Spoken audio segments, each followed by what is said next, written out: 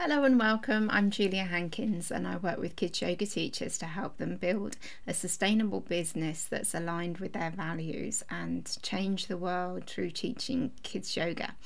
And I do this through training, resources and support through mentoring. And today I'd like to talk all about some of the practicalities that are involved in setting up a kids yoga club as a school. So this could be an extracurricular class, so one that's not happening within the school time. So that could be a before school club, a lunchtime club, or an after school club. And I had somebody reach out and ask me a few practicality questions, and I thought I'd answer them in a video, because really if one person's asking the question, then it may mean that other people would like to know those answers too. And so as always, if you've got any questions that you'd like me to talk about, then I'm very happy to do one of these videos. So please send me an email if you have a question you'd like me to talk to. So as always, I'm not like the only person who holds this information, and also my opinions are based on my own experiences, and so there may be other people who have conflicting views on various things, but all I'm offering in these videos is my own experience in my own children's yoga business and my own background in working in schools. And so that's based on 7 years of my own yoga business and over 20 years of working in schools in some capacity, either as a teacher, a senior leader, or now as a wellbeing specialist. And so I'm going to talk today about three main things to consider and the practicalities around them. And so these are financial considerations, documents, and also communication. Those are the three main areas that I'm going to talk about to do with extracurricular classes in school. So let's dive in. So yes, financial considerations. One of the questions I got asked was, who pays you and how do they pay you, and just general payment questions. So I'm going to be covering here who can pay you, how they can pay you, when they pay you, and what systems you can have in place to support you with this.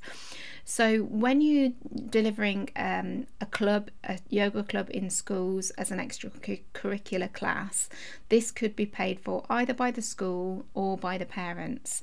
And so I've experienced both scenarios, and also a mixture of the two. I've experienced I would say the vast majority of the classes that I've run, I've been paid for by the parents directly. But I also had a school who paid, the parents paid me directly, but some children were classed as pupil premium, and so there was an additional funding available for those children, and so I invoiced the school for a select few of the children, and the school paid me for those children. And I've also had it where a school has paid me directly, so they've gathered payment from parents and then they have paid me. And so yeah, it really depends on how the school sets it up, and the best thing you can do here is talk to the school about how they like to set up, how they like it to run in their situation. It doesn't mean that you have to do what's already in place necessarily, but you should definitely talk to the school about how they like it to go and what works best for them. So how do you get paid? So again, it depends on the school and the situation, and so I've had it a few different ways. I've had bank transfers, and that can be either bank transfers directly from the school or directly from parents. Bank transfers can work well if you're like sending an invoice and then they just transfer to your bank account, and then you issue the place when you've got that the payment already in place. You could you can have it in checks. Some schools are still really old school and have payment via checks. It's insanity to me, but that still does happen in some situations. I've been paid before by having an item on my website. So on my website I do have functionality to accept payments through Stripe, and so I created a product on my website and people bought it as like they would buy anything, and then the payment goes through my website. I've also had it where, I haven't actually physically done this, but I know that it's possible to set up an invoice and a direct payment link through Stripe, or also through PayPal. So the parents can pay you directly through those means. And I've also used an organisation called Bookwhen, where I set up the class on there, and then the parents could pay me through Bookwhen. So there's a number of different means that you can use, and there's a few things to consider within them, but I would say the most important thing to consider is what's easiest for you and more manageable for you, and what's easiest for whoever your client is, whether that's the parents or whether it's a school. But it needs to feel smooth and it needs to feel comfortable for you all and not like a hassle. The next question about financial considerations was, when do they pay you? So I used to do this half-termly. So in the UK schools we have 3 terms: an autumn term, a spring term and a summer term. And the autumn term goes from September to December, the spring term goes from January to whenever Easter falls, and then the summer term comes from after Easter to the summer break.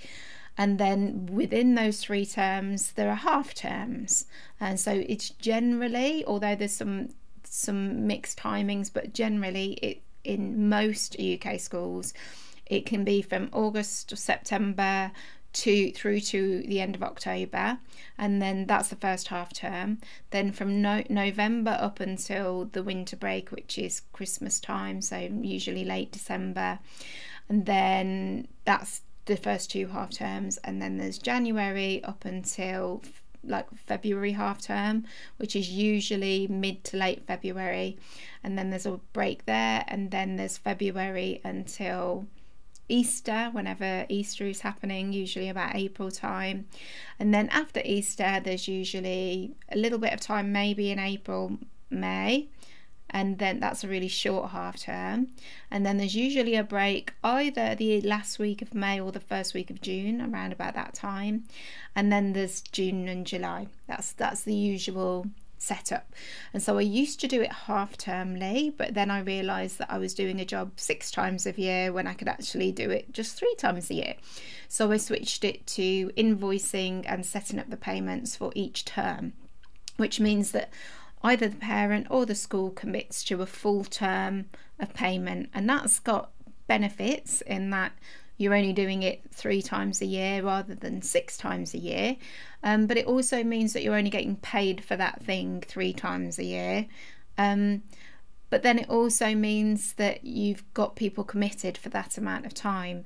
And whereas when I first did it and it was half termly, that could be a bit problematic, because it would mean that every 6 weeks or so, sometimes less than that, I'd be having to think, okay, I've got to get the letters out, I've got to, and also if parents were thinking of taking a holiday or something like that, then they may decide to not sign up for a half term. Whereas if it's a term, they're going to want their space for that whole term.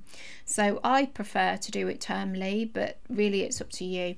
I know some some activity providers do monthly payments, so children set up to be part of the club, and then a monthly amount is taken via direct debit every single month. I don't like that, particularly for my business, because there's some months where I'm not delivering the class, and I think it would be too easy for parents to default on their payment for that month, especially if they're struggling financially. So I prefer to just run it termly, because then I know which classes are covered, and it's easier for me to manage in that way. So it's totally up to you when you take payment, but just make sure that you're communicating that really clearly, and that you're clear in your mind about when it's going to be. So the next question is, what systems can you use to support this? Well, you could pay for a system such as Bookwhen, or you could pay for like your website or something like that, or you could just make sure that you know your systems yourself. And so that means having like a folder on your desktop, in your computer, or in like a Google file or something like that, with everything in one place. So the letters that you send each half term or each term, the booking links that people need to buy, or the bank transfer information, any frequently asked questions, any policies, all of that, all in one place. And also it can be really good to create a procedure of how you do things, and kind of set that out. And so the first time you do it, writing a list of what it is that you do. So is it emailing? Is it writing a letter? Is it sharing that letter with the school? Is it emailing current parents who are already signed up? Is it setting up a booking link? Is it all of those kind of things? And then what you can do is set up a standard operating procedure, which sounds complex, but is basically just you having a list of what needs doing and ticking it off, so that each time you come to it, you haven't got to start from scratch. You can just refer to your standard operating procedure or your checklist for that particular job, and you can refer to it. If you struggle with any of this, I can support you with some mentoring or a one-off meeting to support you set up these things, if that's something that you feel would benefit you. So that's the financial considerations. Making up words now, but that's financial considerations. The next thing is documents. So it can feel pretty overwhelming to think about what documents you want to include and use in this situation. The main ones I'm going to mention here are terms and conditions, health and safety, and GDPR and privacy policy. So the terms and conditions are really important to protect both you and your clients. And so it's really important that at the point of booking, or before they're booking, then the people know what it is that they're signing up for. So that means that you write a document about your terms and conditions, and it could be an actual document that you share with them, or it could be one that's written on a website and you share a link, or a Google Doc and you share the link for that. But basically you have your terms and conditions clear in your mind, and that's shared in a document that you share before the people book and pay, so they know what it is. And you can have a little disclaimer saying, when people sign up, please ensure you've read the terms and conditions before you book onto this. And so included in that, you'll want to think about what's your refund policy, what happens if parents don't pay, or what happens if they want to cancel it. Do you have any cancellation policies? Do the children have to attend a certain number of classes per term, or do they get time? Are they able to take holidays, for example? All of those kind of things you get to create and share with them.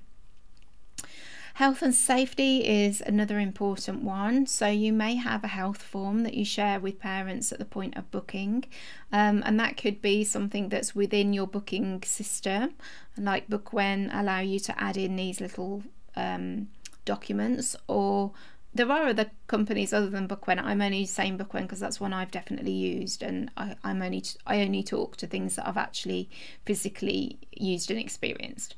But there are other systems like Bookwhen.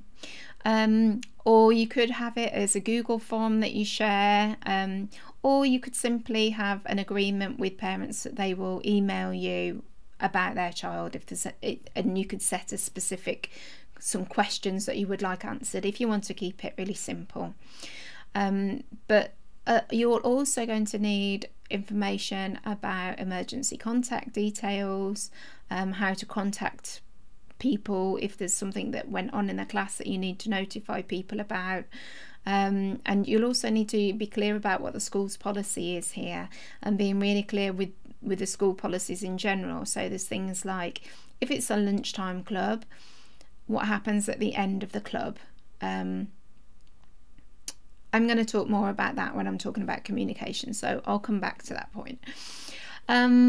And the final documentation thing to consider is GDPR. So if you are if you're gathering information from people about children, or about the parents themselves, you need to ensure that you're not gathering information that you don't need. So you're only gathering the information that you really need, and that you're storing it in a way that is in line with GDPR rules, and you're also outlining that in your privacy policy, so that you're not sharing the information with anybody else, and all of those things. You just need to be really clear on how you're processing other people's data. That's a really important aspect to consider, because if you get gathering things like children's names and maybe like personal information about that child, then you really need to have a policy in place about that. And the final thing to consider for kids yoga classes or clubs when they're set in schools is communication. So this is, I've put it as the last thing, but I think it should actually be the first thing that you consider. Making sure that you're really clear who your point of contact is. So if it's with the school, who do you contact in the school? If it's directly with parents, do you have their contact information, and do you have the right contact information for them? And is there a different email for the booking link, than there is for general communication? So I have had that issue before, actually, where I had one parent booked a child on, and I used that email to email about an unfortunate cancellation of a class, but it should have, I wasn't aware that it needed to go to a different email address, because the parent who was booking on was not the parent who would be making the arrangements for collection. And so just making sure that you've got the right contact details for communicating all of the things that need to be communicated. Also making sure that you're really clear about the school's policies on certain things. And this is what I was started talking to earlier on, and then I realised it fitted better in this section. So if, for example, if it's a before school club, what happens when the club ends? Where do the children go? Do you have to take them to somewhere? Does somebody collect them, or can you just send them? And that's the same for lunchtime. What happens in an after school class? How do you make sure that children are safely collected? What happens if a child is not collected? What are the systems in place with that? Who's responsible for first aid? Usually there'll be first aiders on site. Who are those people? How do you access them? All of those things are really important when you're thinking about your communication.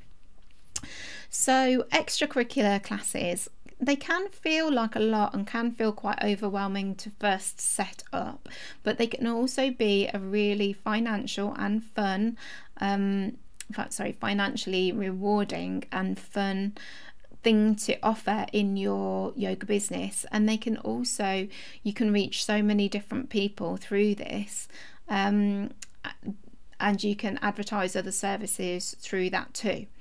So that's all I have to say about those main things.